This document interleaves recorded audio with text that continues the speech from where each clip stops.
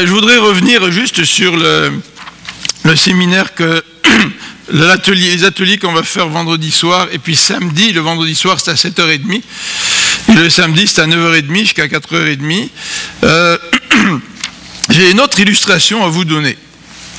J'ai entendu récemment quelqu'un qui parlait de l'école maison. Vous vous rappelez l'école maison? Il y a des gens qui font l'école maison. Et à l'église, il y a quelques années, il y a 2-3 ans, on avait Nancy et son mari qui faisaient l'école maison. Nancy elle a combien? 4 enfants, je pense. Et elle avait décidé d'elle-même enseigner ses enfants à la maison. Et il y a cette semaine, j'ai entendu quelqu'un qui disait que l'école maison n'était pas biblique. Et bien sûr qu'on a chacun nos convictions sur l'école maison. On peut peut-être pas toujours, tout le monde ne peut peut-être pas toujours faire l'école à la maison. Mais la personne qui disait ceci, elle disait l'école maison c'est pas biblique parce que Moïse a été élevé à la cour de Pharaon. Et comme Moïse a été élevé à la cour de Pharaon, c'est-à-dire dans un milieu séculier, Moïse n'a pas été élevé à la maison avec les Juifs, avec les Hébreux, mais Moïse a été élevé à la cour de Pharaon, puis malgré tout, Dieu a pris Moïse et s'en est servi pour l'utiliser, hein, de la manière dont on connaît.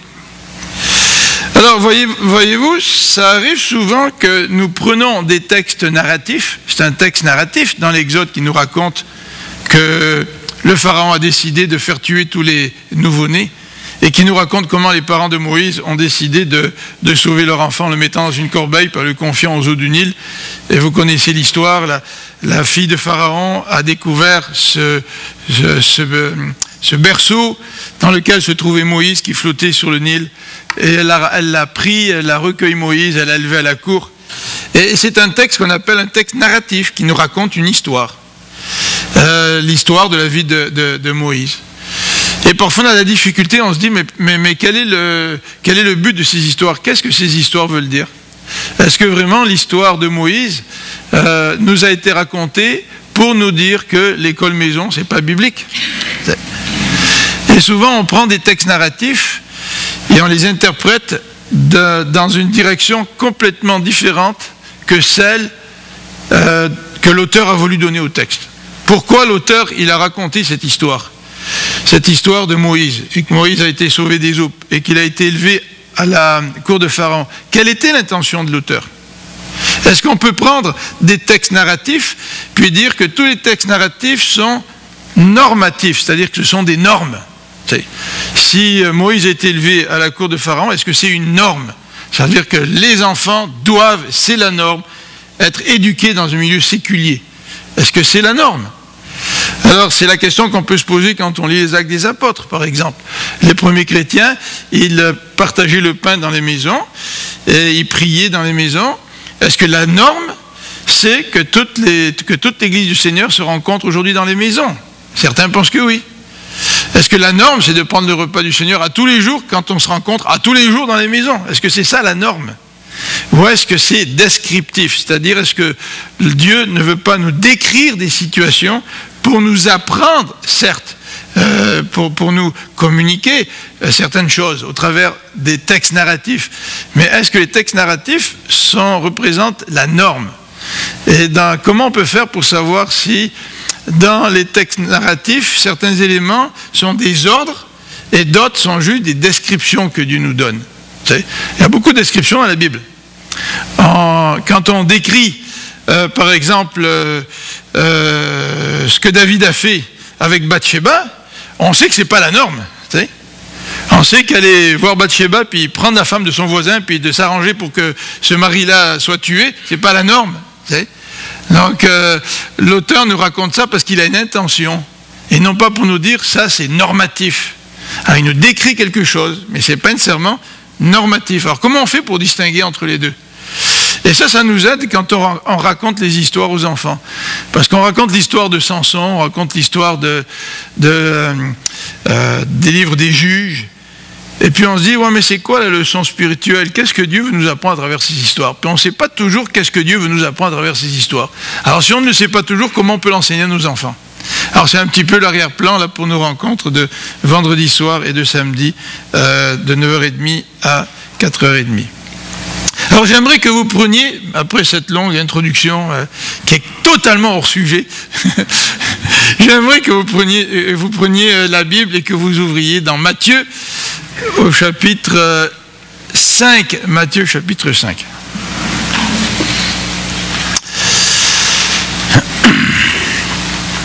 Je ne sais pas si Matthieu a pensé à cette béatitude quand il a choisi ses chants. Y as-tu pensé, Matthieu? Non, hein?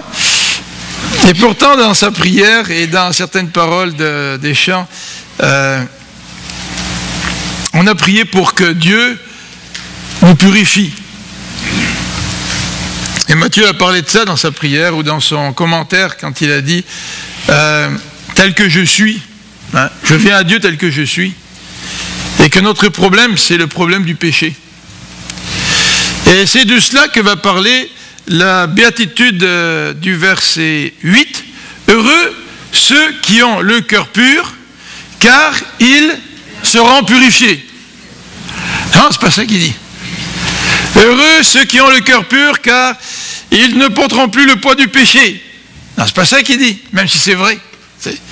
Heureux ceux qui ont le cœur pur, car ils seront pardonnés. C'est vrai, mais c'est pas ça que la béatitude nous dit. La béatitude nous dit, heureux ceux qui ont le cœur pur, car ils verront Dieu. Voir Dieu. Ça c'était le souhait de Moïse. Moïse voulait voir Dieu. Et pourtant Moïse avait vu les manifestations de Dieu. Des manifestations que nous on ne verra pas. Mais il ne faut pas oublier ce que le Nouveau Testament nous dit, hein, et ce que Jésus dit en parlant à ses disciples. Il dit, vous allez faire des choses plus grandes encore.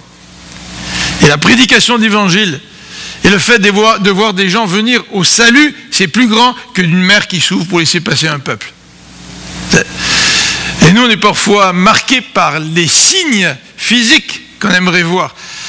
Mais recevoir l'Évangile, prêcher l'Évangile, être les témoins de vie changée, ça c'est plus grand que des miracles physiques. Et Jésus ici nous dit donc, heureux ceux qui ont le cœur pur, car ils verront Dieu. Alors, voir Dieu, c'est certainement un élément qui est au cœur de l'Évangile. Jésus a dit, au chapitre 4 de Matthieu, il dit « Repentez-vous, car le royaume des cieux est proche ». Qu'est-ce que Jésus voulait faire? Jésus voulait que les hommes et les femmes voient le royaume de Dieu, voient la venue du royaume de Dieu. Mais ça va même plus loin que ça. Heureux ceux qui voient Dieu. Ah, Sylvie, ça fait 4-5 fois que j'appuie là. Et puis, tu veux m'aider? Ça, c'est toi qui l'as fait ou c'est moi qui l'ai fait? C'est toi. Quand j'appuie dessus, puis c'est elle qui le fait marcher, je ne sais plus si c'est moi ou si c'est elle. Alors, donc ce matin, j'aimerais voir avec vous la pureté de cette béatitude et la bénédiction qui en découle. Et dans mon introduction, j'aimerais vous parler d'une dame qui s'appelle Anna Mae Penica, et j'ai regardé sur internet et j'ai vu que cette histoire était citée à plusieurs reprises dans plusieurs prédications que nous retrouvons sur internet. Et le récit de ce témoignage se trouve dans le journal de Los Angeles Times en 82, et le texte nous présente cette femme qui était aveugle de naissance et qui s'est mariée à l'âge de 47 ans. Et elle s'est mariée avec un homme qui lui aussi avait des problèmes de vue, et qui après 15 ans est finalement devenu aveugle. Mais pendant 15 ans, après leur mariage, cet homme a utilisé ses yeux pour cette femme. Cette femme voyait à travers les yeux de son mari. Tu sais, son mari lui décrivait évidemment tout ce qui se passait autour d'elle, la création, les gens, les situations. Et elle a pu bénéficier de l'aide pendant donc une quinzaine d'années. Et en 1981, elle avait donc 62 ans. Elle a pu être opérée et elle a pu voir. Imaginez-vous, à 62 ans, tu es opéré d'une maladie rare et tu peux voir. Le pire dans tout ça, bien sûr, il y a toujours le côté extraordinaire, mais le pire dans tout ça, c'est que l'opération était disponible depuis 1940. Pendant toutes ces années, cette femme a vécu dans la cécité, alors qu'elle avait l'occasion de voir. Depuis au moins 40 ans, elle aurait pu être opérée et elle aurait pu voir tout ce qu'elle a vu en 81. Et cette illustration, je trouve très intéressante parce que ici, dans cette béatitude, Jésus nous dit « Heureux ceux qui ont le cœur pur, car ils verront Dieu ». Ce que Jésus est en train de dire, c'est que si nous n'avons pas le cœur pur, nous ne verrons pas Dieu. Et que si nous n'avons pas le cœur pur, nous allons rester dans la cécité pendant combien de temps? Est-ce que nous allons, comme cette femme, rester aveugles pendant 40 ans?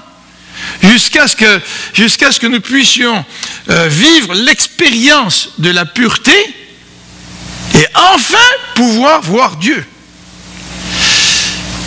Et cette femme, au bout de... En 81, à l'âge de 62 ans, cette femme, enfin, a pu voir de ses yeux.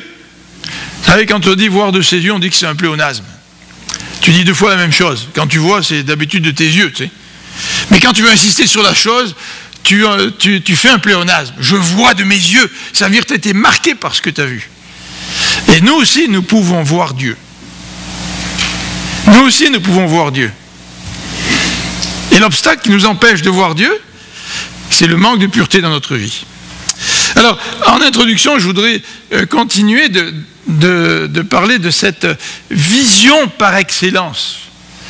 Jésus ici parle d'une vision par excellence. Aussi extraordinaire cela puisse être que de pouvoir voir à 62 ans, alors qu'on a été aveugle toute notre vie, aussi extraordinaire cela puisse être, il y a une vision par excellence qui est plus grande que cela.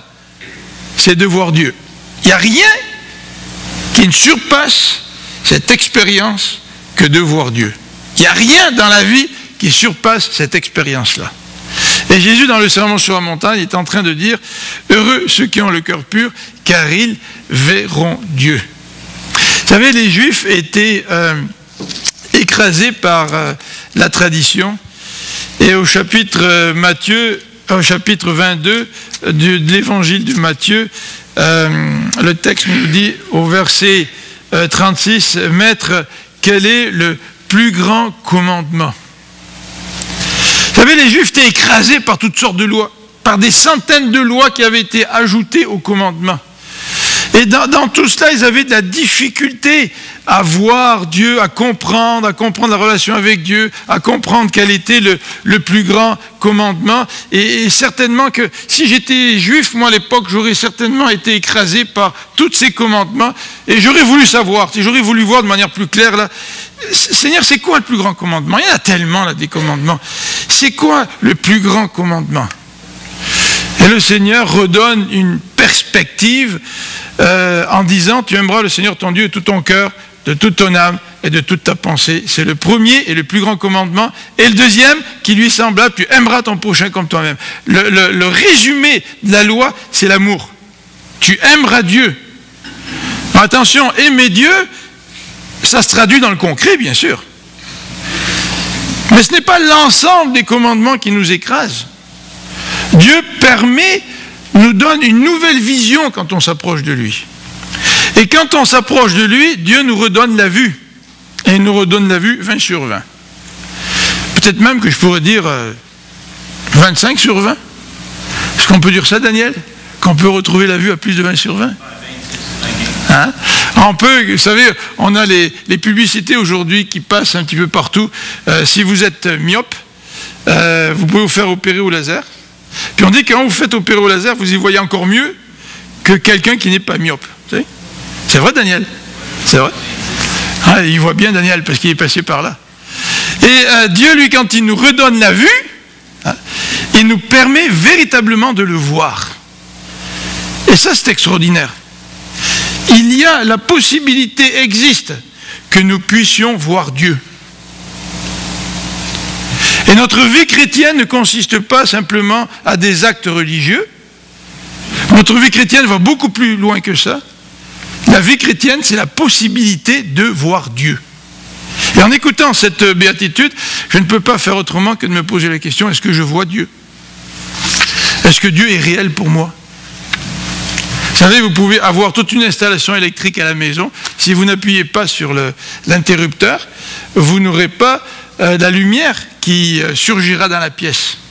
Pourtant, tout est prêt là. La réalité est là. Mais pour que ça marche, il faut que tu appuies sur le bouton. Dieu est réel, nous dit Jésus à travers ses paroles. Mais que pour voir Dieu, il y a une condition. Et que ceux qui se gargarisent en disant Dieu est mort ou Dieu n'existe pas, ce sont eux qui refusent une réalité simplement parce qu'ils ne savent pas ce que c'est que la pureté qui leur permettra de voir Dieu. Il y a une séquence dans les béatitudes, et tu peux peut-être les monter les trois à la fois, comme ça ce sera plus facile. Il y a une séquence dans les béatitudes, et les commentateurs ont dit que les béatitudes étaient construites sur donc les trois premières, celle du centre, et puis les 5, 6, 7 qui suivent. Où il y en a qui ont dit, il y a des paires dans les béatitudes. C'est la première, heureux les pauvres en esprit, et heureux ceux qui ont le cœur pur.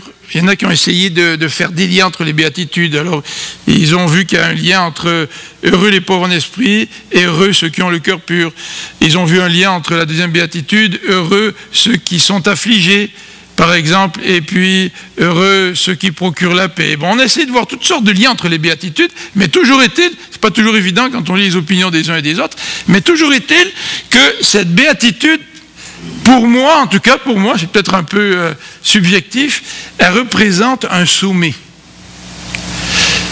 Parce que Jésus nous dit comment voir Dieu. Jésus nous indique comment voir la personne de Dieu.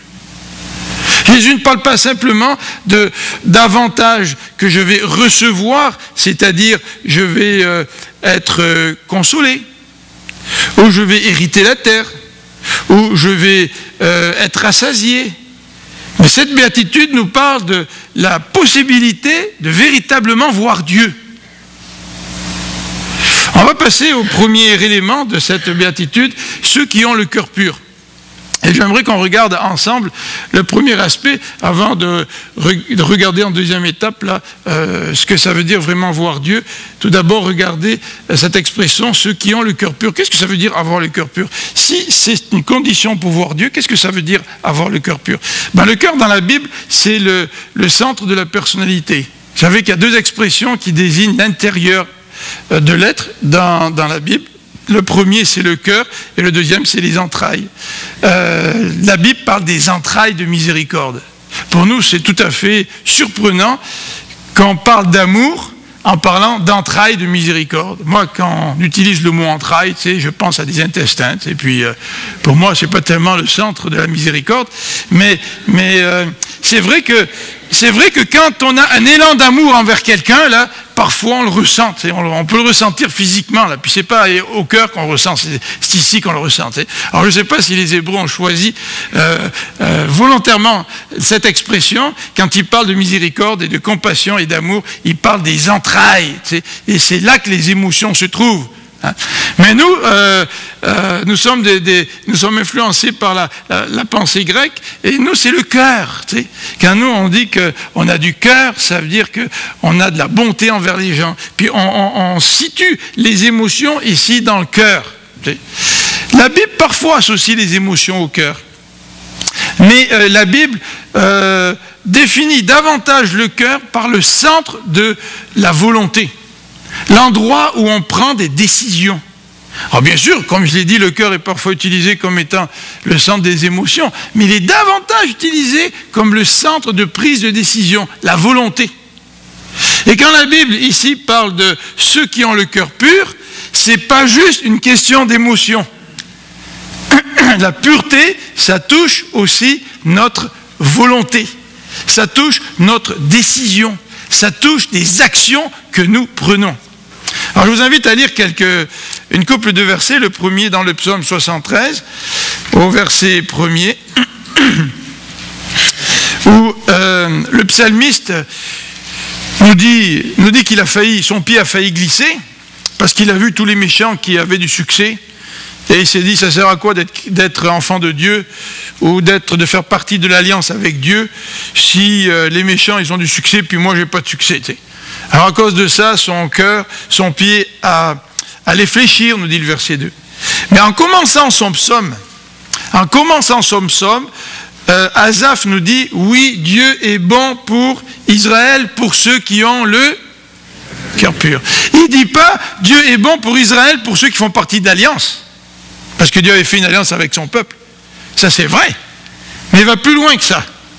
Parce que le peuple d'Israël pensait que de faire partie de l'alliance avec Dieu, ça suffisait. Vous savez, il y a une alliance que Dieu a faite avec le peuple, et puis ça suffit, tu fais partie du peuple, tu es dans la bonne voie. Non, non, c'est que Dieu veut aller beaucoup plus loin que ça. Il parle du cœur. Il dit, Dieu est bon pour ceux qui ont le cœur pur.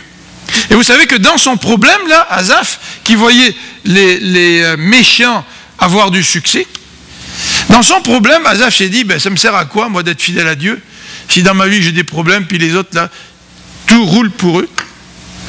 Vous savez, quand on regarde dans les nouvelles, là, combien pendant des années les dictateurs ont roulé sur l'or, hein? Puis ça allait bien leur vie, là, pendant 10 ans, 20 ans, 30 ans, 40 ans. Puis tu regardes ces gens-là, puis tu te dis, ça sert à quoi d'être chrétien? Regarde, la vie est belle pour eux, mais pas pour nous. On oublie que la vie est longue, hein? Puis il peut y avoir des retournements dans la vie. Alors Asaph, lui, il était face à ce problème, et le texte nous dit, à partir du milieu du psaume, il nous dit qu'il s'est approché de Dieu dans son temple. Regardez au verset 17. « Jusqu'à ce que j'ai pénétré dans les sanctuaires de Dieu. » Qui peut pénétrer dans les sanctuaires de Dieu? Ceux qui ont le cœur pur. Et en pénétrant dans le sanctuaire de Dieu, en venant dans la présence de Dieu, Dieu a répondu au problème d'Asaph. En rapport avec les riches, les méchants qui sont riches, les méchants pour qui tout va bien dans leur vie. Et Dieu a donné une réponse à Asaph. Et il a donné la réponse parce qu'il est entré en présence de Dieu, parce que Asaph avait le cœur pur. Regardez le psaume 86, verset 11. Psaume 86, verset 11. Le verset 11 nous dit ceci. « Enseigne-moi tes voies, ô Éternel, je marcherai dans ta fidélité, dispose mon cœur à la crainte de ton nom. » C'est intéressant, hein? Craindre Dieu. Et si le cœur, c'est le centre, pas simplement des émotions, mais aussi le centre de la volonté, ça veut dire que je ne crains pas Dieu simplement dans mes émotions, mais je crains Dieu dans mes actions. Ça se reflète dans mon comportement, dans ma vie. Le cœur, c'est le centre de la personnalité. Et là, vous allez voir à l'écran 2 autres versets que je vous invite à regarder, qui nous parlent du cœur. C'est celui de Jérémie, au chapitre 32. Jérémie, au chapitre 32, texte que vous connaissez certainement. Au verset 29, Jérémie 32. Oui, verset 29. Est-ce que c'est verset 29? Non, ce n'est pas le verset 29. Là, il est question des Chaldéens qui vont attaquer la ville. Alors, ce n'est pas tout à fait le verset que je voulais citer. On va regarder dans Ézéchiel 11, alors. Comme ça, je ne prendrai pas du temps pour vérifier ma référence aujourd'hui. Mais Ézéchiel 11. Ézéchiel 11, bon, j'espère que j'ai une bonne référence dans ce passage. Ézéchiel 11, verset 19. Voilà, verset 19. « Je leur donnerai un même cœur et je mettrai en vous un esprit nouveau.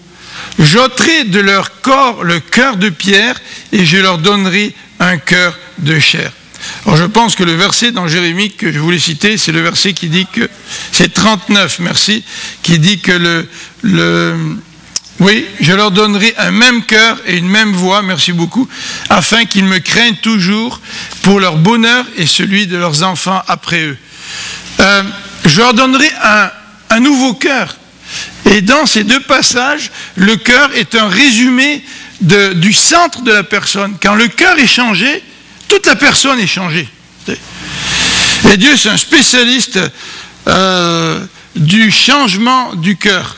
Le cœur, c'est donc le centre de la personnalité. Alors, qu'est-ce que ça veut dire avoir un cœur pur? Je vous invite à regarder maintenant un deuxième aspect. Le cœur pur, c'est un cœur qui a été cautérisé. Vous savez, un cœur qui a été purifié. Et quand on parle de cautérisation, souvent on parle de brûlure, tu sais, qui va purifier. Et ici, dans le Nouveau Testament, quand on parle de la pureté du cœur, on parle d'un cœur qui a été purifié de toutes les saletés qui pourraient s'y trouver. Et quand on parle de saleté, ça nous fait aussi penser à un métal. Vous savez, vous pouvez prendre un métal et vous pouvez purifier le métal. Vous allez chauffer le métal, il va fondre et vous allez pouvoir enlever toutes les saletés qui se trouvent dans le métal. Vous allez purifier le métal. Et quand ici il est question d'un cœur pur, Jésus ne dit pas que nous pouvons par nous-mêmes obtenir un cœur pur. Jésus est en train de dire qu'il est nécessaire d'avoir un cœur pur pour rencontrer Dieu, mais comme le but de Jésus, c'est de provoquer la repentance dans le cœur de quelqu'un, si moi je veux voir Dieu et que Jésus me dit, il faut que tu aies un cœur pur pour voir Dieu, bien la question suivante que je me pose, c'est comment avoir un cœur pur? Et j'ai besoin que Dieu vienne faire un changement total dans ma vie pour que je puisse le rencontrer. La Bible nous parle à plusieurs reprises de ce thème du cœur.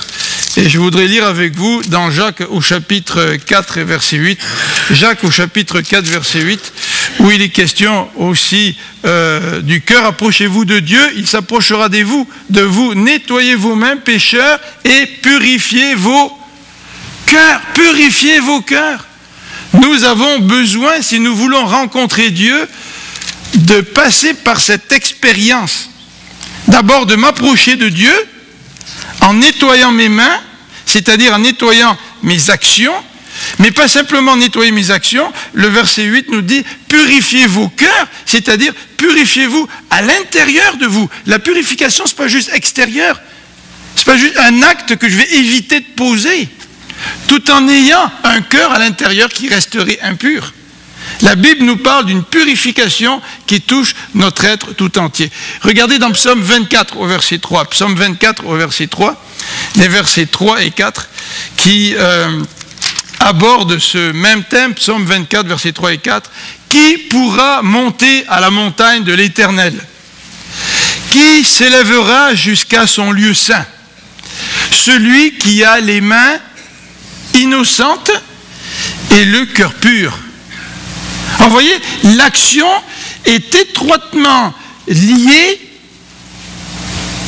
à ce qui se passe à l'intérieur. Celui qui a les mains innocentes, mais aussi qui a le cœur pur.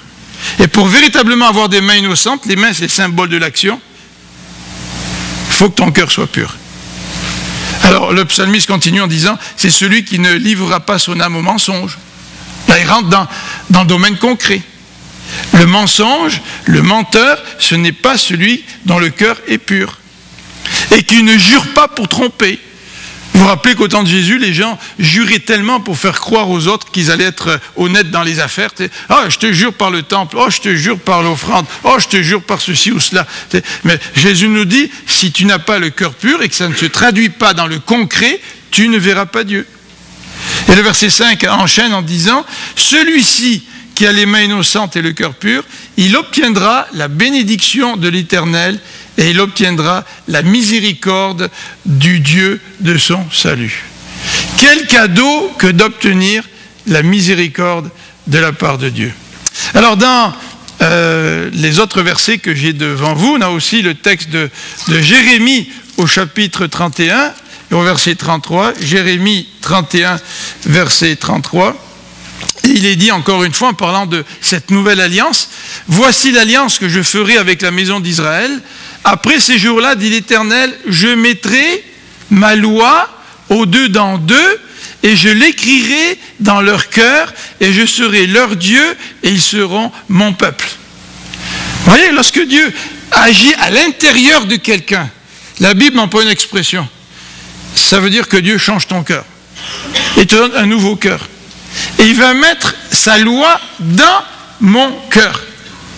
Vous vous rappelez, je vous ai parlé dimanche dernier, je pense que quand les contracteurs sont venus chez moi pour réparer la maison, on a pu réparer les drains, on m'a dit, écoute, tu payes cash ou tu payes par chèque? Et c'est vrai, quand tu regardes les montants des taxes, tu te dis, si je pouvais économiser les taxes, ça ferait un bon montant, tu sais. Et c'est vrai que ma première réaction, ça a été de penser au montant, tu sais. Là, je me suis dit, non, là. Dieu me demande d'être honnête avec le gouvernement. Tu sais. Et si lui, le gouvernement n'est pas honnête, ou s'il y en a d'autres qui trichent, c'est leur problème. Mais moi, le Seigneur me demande d'être honnête dans les décisions que je prends.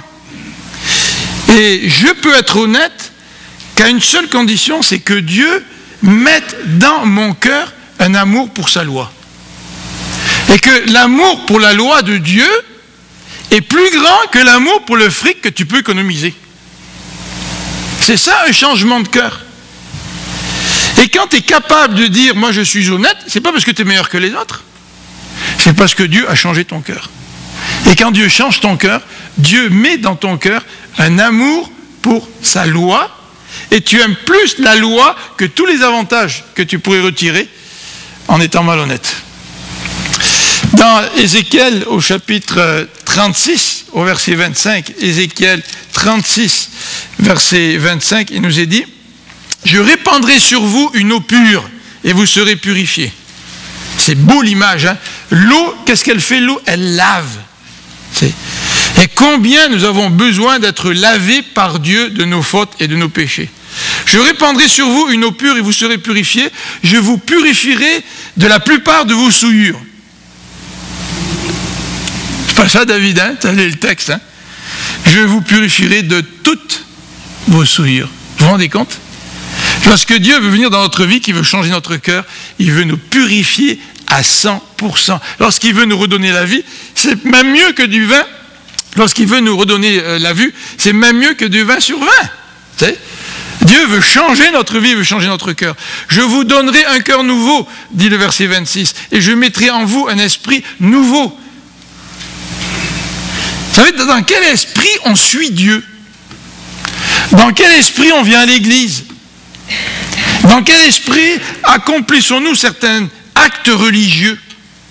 Le faisons-nous dans un bon état d'esprit? Nous pouvons poser des actes religieux pour toutes sortes de raisons. Pour des bonnes comme pour des mauvaises. Nous pouvons venir à l'église pour toutes sortes de raisons. Pour des bonnes et des mauvaises. Mais si Dieu a changé mon cœur, il a changé aussi la façon de faire les choses. Je mettrai en vous un cœur nouveau. Je mettrai en vous un esprit nouveau. La pureté. Ceux qui ont le cœur pur. Évidemment, lorsque Jésus parle de pureté, il va parler de profondeur. Il va parler d'étendue. Jésus nous dit littéralement ceux qui sont purs dans le cœur.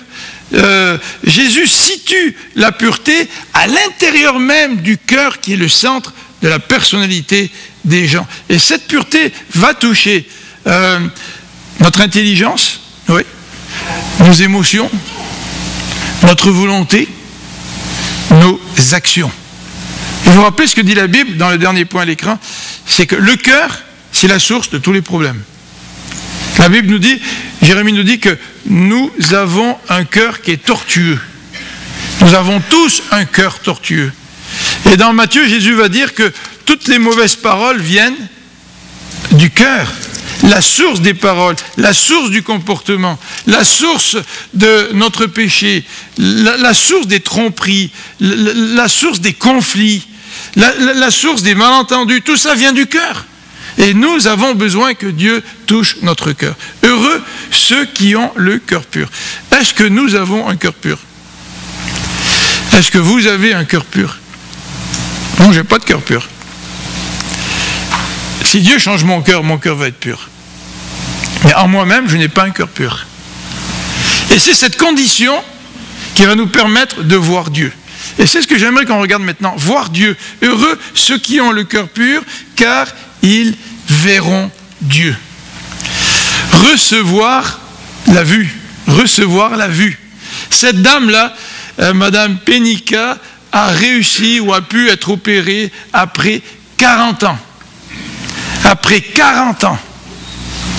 Et cette histoire nous rappelle que c'est possible pour nous de subir une intervention chirurgicale alors que cette intervention-là, elle est disponible depuis, non pas 40 ans, mais depuis 2000 ans. Depuis 2000 ans, Dieu est là et nous offre de nous redonner la vue. Vous vous rendez compte? Et pendant combien de temps allons-nous vivre sans bénéficier de cette chirurgie qui va nous permettre de voir le Dieu de vie? Cette chirurgie au cours de laquelle Dieu va changer notre cœur. On va passer directement au point B de notre plan dans le psaume 29, et je vais vous inviter à tourner dans le psaume 29, le psaume 29 au verset 3 et 4, qui nous dit ceci: la voix de l'Éternel retentit sur les eaux. Le Dieu de gloire fait gronder le tonnerre. L'Éternel est sur les grandes eaux. La voix de l'Éternel est puissante, la voix de l'Éternel est majestueuse. La voix de l'Éternel brise le cèdre. La voix de l'Éternel, au verset 7, fait jaillir des flammes de feu. Qu'est-ce qui nous permet de voir Dieu? C'est un cœur purifié, mais une fois que mon cœur est purifié, comment est-ce que je vois Dieu? Mais la première façon de voir Dieu, c'est de voir Dieu dans sa création. Vous savez, la création, ce n'est pas simplement le fruit du hasard, là, ou le fruit d'une évolution. La création, c'est le reflet de la personne de Dieu. Et Romains s'appuie sur cette réalité en nous disant que pour tout être humain, chaque être humain, à travers toute l'histoire de n'importe quelle culture, de n'importe quelle race, peut voir Dieu à travers la création. Mais qu'est-ce qui empêche l'être humain de voir Dieu à travers la création? Ce n'est pas parce qu'il a pris une fusée et qu'il a été lancé dans l'espace et qu'il est revenu en disant « j'ai fait le tour de la terre, je n'ai pas vu Dieu ». Ce qui l'empêche de voir Dieu, c'est que son cœur n'est pas purifié. Et ça l'empêche de voir Dieu au travers de la création. Ça l'empêche de voir Dieu au travers de la parole de Dieu et au travers de l'œuvre de Christ. Puisque Jésus a dit, celui qui m'a vu, il a vu le Père. Et qu'est-ce qui nous parle de Jésus? C'est la parole de Dieu, en particulier les évangiles. Et qu'est-ce qui empêche les hommes et les femmes de voir Dieu? La plupart des gens savent lire. Quand ils lisent la parole, quand ils lisent les évangiles, ce qui les empêche de voir Dieu, c'est que leur cœur n'est pas purifié. C'est qu'ils ont besoin de passer sous le bistouri pour que Dieu change leur cœur. Et quand Dieu change notre cœur, Dieu nous permet de le voir. De le voir dans la création, de le voir dans sa parole et dans l'œuvre de Christ, et de le voir aussi dans les événements de sa vie. Regardez ce que Job nous dit à la fin du livre, après être passé par l'épreuve. Job, au chapitre 42, au verset 5, nous dit « Mon oreille avait entendu parler de toi, mais maintenant, mon œil t'a vu. Maintenant, mon œil t'a vu. » Est-ce que ce matin, puis je vais m'arrêter là, tu peux peut-être montrer les trois autres points, Sylvie, mais je ne les commenterai pas là. Est-ce que ce matin, nous pouvons dire que nous voyons Dieu? Ou est-ce que ce matin, nous disons, après quelques années de vie chrétienne, oui, j'ai entendu parler de toi, Seigneur. Ou oui, Seigneur, je me rappelle ce que tu as fait dans ma vie il y a 5-6 ans en arrière. Je me rappelle les bons temps où j'étais en communion avec toi. Je me rappelle, Seigneur, où il semblait que tu étais plus présent dans ma vie. Mais aujourd'hui, Seigneur, il me semble que je ne te vois pas. Vous savez, le psaume 13 dit que David, il dit jusqu'à quand, Seigneur, est-ce que tu vas te cacher, tu vas cacher ta face? Mais quand David pose cette question-là dans le psaume 13, c'est parce qu'il est oppressé par les ennemis qui veulent lui enlever la vie. Et dans l'épreuve, il a l'impression que Dieu n'est pas là. Ça peut nous arriver dans l'épreuve. Tout à fait. Mais il y a peut-être une autre raison qui fait que nous ne voyons pas Dieu actuellement après des années de vie chrétienne. C'est peut-être parce que notre cœur n'est pas purifié. C'est peut-être parce que nous avons besoin que nous purifions davantage devant Dieu. Que nous puissions voir Dieu en étant davantage purifiés. Vous savez, quand on vient au Seigneur, là, Dieu pardonne nos péchés, vrai? Il pardonne nos péchés, puis on a une nouvelle vie, un nouveau cœur, on est en relation avec Dieu, Dieu change notre vie. Puis là, on roule pendant un certain temps sur cette expérience-là.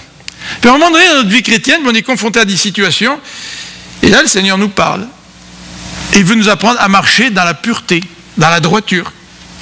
Et là, après quelques temps, après notre conversion, si nous apprenons à marcher dans la pureté, dans la droiture, eh bien, au fur et à mesure que nous avançons avec Dieu, nous continuons à voir Dieu. Il est là, il est réel dans notre vie. Mais si à un moment donné, nous bifurquons un petit peu là, et au lieu de marcher dans la droiture et la pureté, nous commençons à prendre la voie d'à côté, tu sais, sur laquelle ou dans laquelle l'herbe est peut-être plus verte que sur la voie du chemin. En tout cas, le chemin peut-être un peu plus large que celui du Seigneur, est un peu étroit, des fois notre goût, le chemin du Seigneur, tu sais.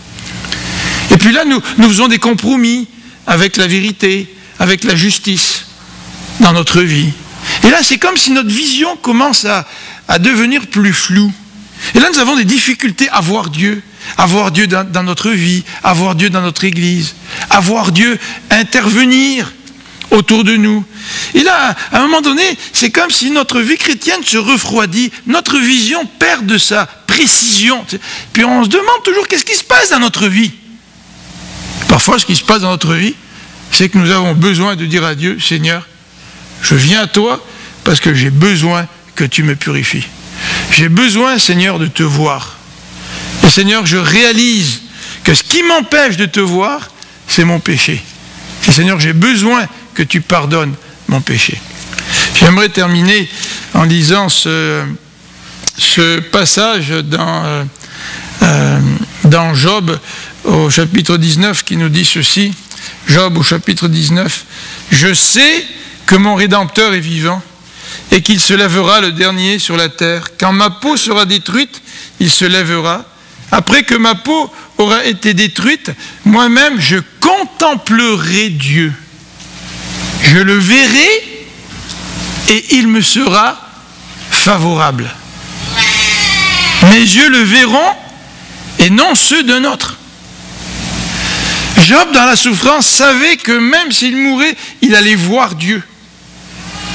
Job savait que le but de sa vie, au-delà de sa souffrance, c'est de voir Dieu. La vision de Dieu, c'est ce qui est le plus important dans notre vie. Est-ce que nous voyons Dieu? Est-ce que nous marchons avec lui? Est-ce que nos yeux spirituels sont suffisamment purs, notre vie est suffisamment pure pour que nous puissions voir Dieu? Alors comment améliorer notre vision? J'aimerais vous dire 2 ou 3 points. Le premier point, c'est celui-ci. Est-ce que nous sommes honnêtes sur la condition de notre cœur? Est-ce que nous sommes honnêtes? Qu'est-ce qui fait que nous avons perdu du pep dans notre vie chrétienne? Qu'est-ce qui fait que la présence de Dieu n'est peut-être pas aussi réelle que ça? Serait-ce un problème de pureté dans notre vie? Deuxième élément, David, il dit au chapitre 51 des psaumes, quand il confesse son péché, il dit « Seigneur, crée en moi un cœur pur ». C'est-à-dire, il dit à Seigneur, donne-moi ce cœur pur-là. Je ne l'ai plus, je l'ai perdu. Et parce que je l'ai perdu, je ne peux plus te voir, Seigneur. J'ai même perdu la joie de mon salut dans le psaume 51. Avons-nous perdu la joie de notre salut? Avons-nous besoin ce matin de dire à Dieu, Seigneur, crée en moi un cœur pur? Dans les Proverbes, troisième façon d'améliorer notre vision, dans les Proverbes nous dit « Garde ton cœur plus que toute autre chose ». Nous, on a transformé le proverbe en disant « Garde ton portefeuille sur ton cœur plus que toute autre chose ». Et ce n'est pas ça ce que la Bible nous dit. Le cœur, qui est le centre de notre personne, c'est ce que nous avons de plus précieux. Si tu ne prends pas soin de ton cœur, c'est la mort qui t'attend. Et si tu prends soin de ton cœur, c'est la vie. Et si tu gardes ton cœur, et si ton cœur est pur, Jésus dit, tu verras Dieu. Et tu n'as pas besoin d'une démonstration philosophique ou théologique, par A plus B jusqu'à Z que Dieu existe, tu vas voir Dieu. Quand tu vois, est-ce que tu as besoin de démonstration? Vous savez, nous, on a vécu pendant des années à Toronto, et puis chaque fois qu'on recevait des gens en vacances, on allait leur montrer les chutes du Niagara. Tu sais. On les a vues, les chutes du Niagara. Tu sais. J'ai pris ma douche là-dessous pendant... Tu sais. Mais quand vous voyez les chutes du Niagara en photo, et quand vous voyez les chutes du Niagara alors que vous êtes là, tu sais, ou que vous êtes dans le bateau en dessous, là, vous n'avez pas besoin que personne ne vous démontre par A plus B la majesté de ces chutes-là, la force de ce courant et de l'eau qui tombe, de la petitesse que vous ressentez devant la grandeur de la nature, personne n'a besoin de vous faire un discours, vous le savez parce que vous le voyez. Garde ton cœur. Quatrième élément, remplis-toi de la parole de Dieu. Dans Jean 15, Jésus nous encourage à garder sa parole et à rester près de lui. Je ne suis pas près de Dieu si je ne garde pas la parole de Dieu dans mon cœur. Se remplir de la parole de Dieu, c'est la parole de Dieu qui garde mon cœur pur. Et Jean, dans son épître, va nous donner un dernier élément pour nous aider à garder un cœur pur devant le Seigneur, c'est celui-ci de se nourrir de notre espérance. 1 Jean 3, 2 et 3, qui nous dit ceci: bien-aimés, nous sommes maintenant enfants de Dieu.